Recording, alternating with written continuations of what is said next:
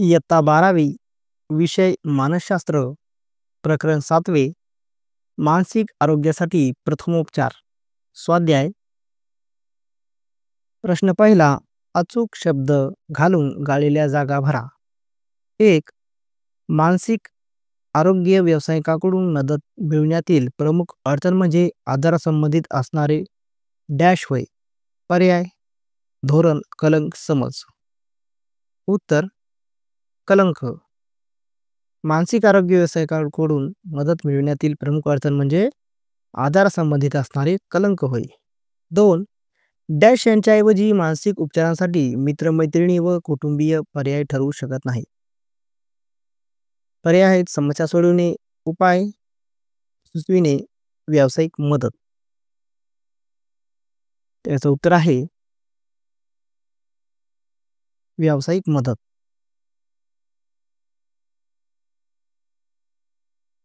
व्यावसायिक मदत यांच्याऐवजी मानसिक उपचारांसाठी मित्रमैत्रिणी व कुटुंबीय पर्याय ठरवू शकत नाहीत.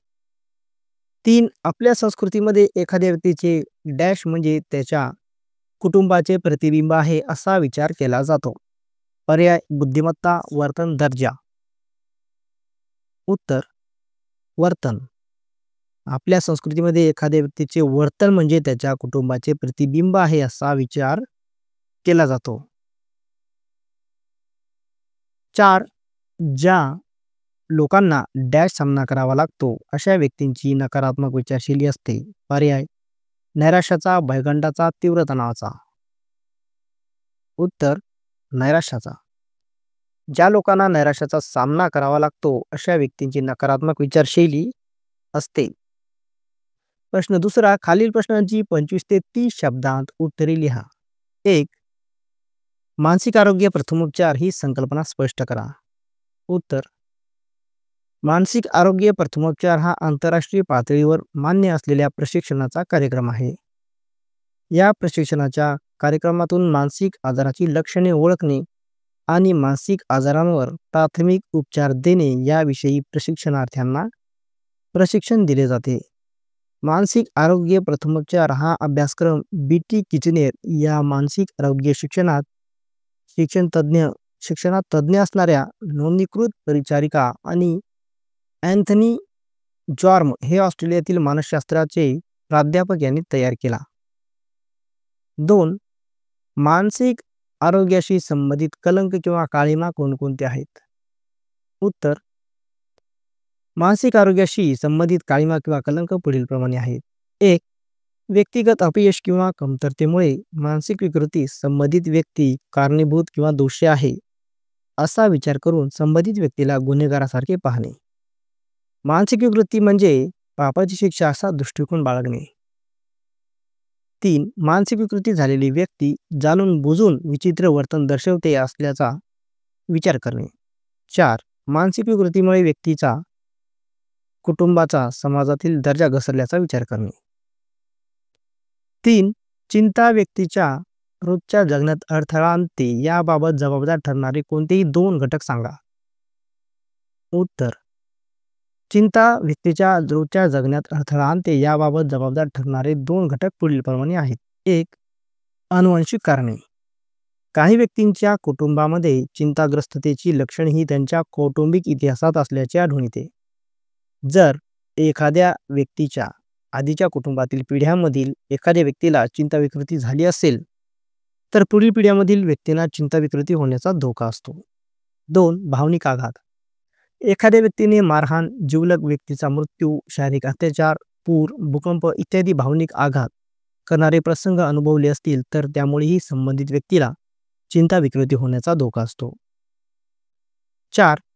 तुमच्या मित्राने तुम्हाला असे सांगितले की त्याला कसली तरी चिंता वाटत आहे. या समस्येतून बाहेर पडण्यासाठी त्याला कोणत्याही 2 स्वमदत उपाययोजना सुचवा.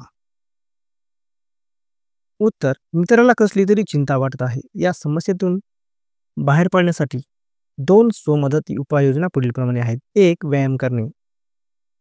नियमित व्यायाम केल्याने रक्तदाब नियंत्रित होतो, शरीरातील चरबीचे प्रमाण कमी होऊन चपळता वाढते, परिणामी व्यक्तीला उत्साही वाटते. 2. छंद जोपासना. बागकाम, वाचन, लेखन, चित्ररेखाटन इत्यादी छंद जोपासले असता नकारात्मक विचार डोक्यात रेंगाळत नाहीत, वेळेचा सदुपयोग होतो, मानसिक शांतता लाभते. प्रश्न तिसरा, खालील प्रश्नांची 80 ते 100 शब्दांत उत्तरे द्या. 1. सर्वसाधारणपणे कोणत्या कारणामुळे लोकांना मानसिक आजारामध्ये मदत मिळू शकत नाही? उत्तर, सर्वसाधारणपणे पुढील कारणामुळे लोकांना मानसिक आजारामध्ये मदत मिळू शकत नाही. 1. अज्ञान व अंधश्रद्धा. मानसिक आजाराबद्दल वाटणारी भीती किंवा लाज. मानसिक आजार म्हणजे लागलेला कलंक किंवा पापाची शिक्षा अशी विचारसरणी. उपचाराबाबत नकारात्मक दृष्टिकोन इत्यादी व्यक्तिगत कारणामुळे लोकांना मानसिक आजारामध्ये मदत मिळू शकत नाही. याशिवाय अप्रशिक्षित व्यक्तीकडून दिले जाणारे चुकीचे घातक सल्ले, खर्चिक उपचार पद्धती, प्रशिक्षित मानसिक आरोग्य व्यावसायिकांची कमतरता, विकृतीतून बरे होण्याचा संथ वेग इत्यादी उपचारांशी संबंधित कारणामुळेही लोकांना मानसिक आजारामध्ये मदत मिळू शकत नाही. 2. तुमच्या शब्दात ॲल्गी प्रारूप स्पष्ट करून सांगा.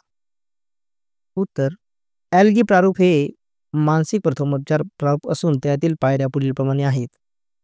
1. संपर्क साधणे, परीक्षण करणे आणि सहाय्य करणे. तणावग्रस्त व्यक्ती काही वेळा आपल्या भावना इतरांसमोर व्यक्त करणे टाळतात. भावना दुखावल्या जातील असा विचार करून इतर व्यक्तीही संबंधित व्यक्तीशी बोलणे टाळतात.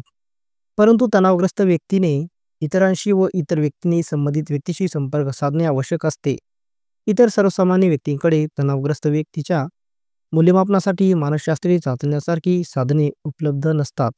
तरी देखील केवळ निरीक्षणाने संबंधित व्यक्तीच्या भावना, विचार आणि वर्तन यातील नकारात्मक बदलांचे परीक्षण करता येते व त्याप्रमाणे संबंधित व्यक्तीला सहाय्य करता येते. 2. निष्पक्षपातीपणे ऐकणे.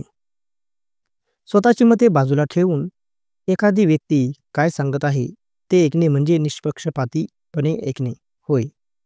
तणावग्रस्त व्यक्ती बोलत असताना तिच्यावर टीका केल्यास, तिला दोषी ठरवल्यास, तिला अपराधी व असहाय्य वाटते व ती स्वतःच्या भावना व विचार व्यक्त करणे थांबवते. त्यामुळेच तणावग्रस्त व्यक्ती तिच्या भावना व्यक्त करीत असताना तिला तद्नुभूती दर्शवणे व तिचे म्हणणे पूर्णपणे ऐकून घेणे आवश्यक असते. परिणामी व्यक्तीला आधार मिळाल्यासारखे वाटते व ती स्वतःच्या भावना मोकळेपणाने व्यक्त करते.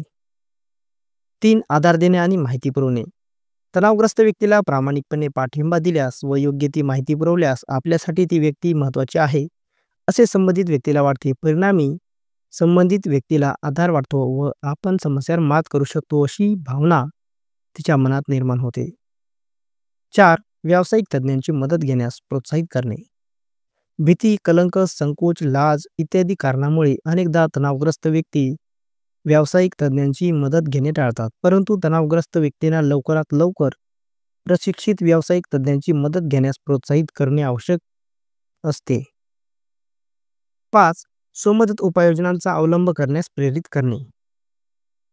तणावग्रस्त व्यक्तींना ताणतणावावर मात करण्यासाठी स्वमदत उपाययोजनांचा अवलंब करण्यास प्रेरित करणे आवश्यक असते. 7 ते 8 तासांची स्वस्थ झोप, मोबाईल, इंटरनेट, दूरदर्शन यांच्या अतिवापरावर नियंत्रण, नियमित शारीरिक व्यायाम, आनंद देण्याच्या छंदांची जोपासना, सकारात्मक कार्यासाठी सामाजिक संपर्कात वाढ इत्यादी स्वमदत योजना होत. 3. चिंता विकृती असणाऱ्या व्यक्तीमध्ये कोणकोणती लक्षणे आढळतात? उत्तर, चिंता विकृती असणाऱ्या व्यक्तीमध्ये पुढील लक्षणे आढळतात. 1. महाविद्यालयात किंवा कामावर जाण्याची इच्छा नसणे. 2. स्वतःच्या शारीरिक समस्याबद्दल सातत्याने तक्रारी करणे. 3. कुटुंबातील सदस्यांशी किंवा मित्रमैत्रिणींशी बोलताना सतत चिडचिड करणे. 4. स्वतःच्या दिसण्याबाबत काळजी करीत राहणे. 5. इतरांशी संवाद साधताना भीती वाटणे. 6. एकच प्रश्न किंवा शंका पुन्हा पुन्हा विचारणे. 7. जास्त घाम येणे. 8. अनावश्यक शारीरिक हालचाली करणे. 4. इंटरनेटवरील परावलंबित्व हे उदाहरणाने स्पष्ट करून सांगा. उत्तर, इंटरनेटवरील परावलंबित्व हे पुढील उदाहरणाने स्पष्ट येते. विजय हा महाविद्यालयातील तासिका बुडवून इंटरनेटच्या सहाय्याने ऑनलाईन गेम्स खेळणे, मित्रमंडळींशी गप्पा मारत राहणे अशा वर्तन समस्या दर्शवू लागला. इंटरनेटच्या वापरात त्याचे दर दिवशी 7 ते 8 तास फुकट जाऊ लागले.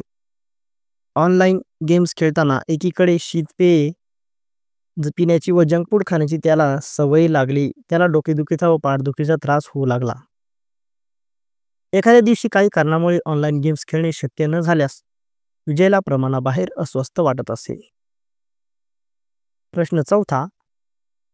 सुजाता दुःखी आहे व तिला एकाकी वाटते. तिने स्वतःला आपल्या मित्रमैत्रिणीपासून स्वतःला वेगळे केले आहे. कायम ग्रंथालयात असते. घरी असताना कुटुंबियाबरोबर मिसळत नाही आणि जेवण देखील स्वतःच्या खोलीमध्ये घेते. ती दूरदर्शन पाहणे किंवा भ्रमणध्वनी यामध्ये गुंतलेली असते. ॲल्गी प्रारूप वापरून सुजाताला परिस्थिती हाताळण्यासाठी मदत करा. उत्तर: सुजाताशी संपर्क साधून तिचे परीक्षण करू, तिला सहाय्य करू. सुजाताचे बोलणे निष्पक्षपातीपणे ऐकू, त्यामुळे तिला आधार मिळाल्यासारखे वाटेल व ती स्वतःच्या भावना मोकळेपणाने व्यक्त करेल. सुजाताला प्रामाणिकपणे पाठिंबा देऊ व योग्य ती माहिती पुरवू. तिला व्यावसायिक तज्ज्ञाची मदत घेण्यास प्रोत्साहित करू. तिला स्वमदत उपाययोजनांचा अवलंब करण्यास प्रेरित करू.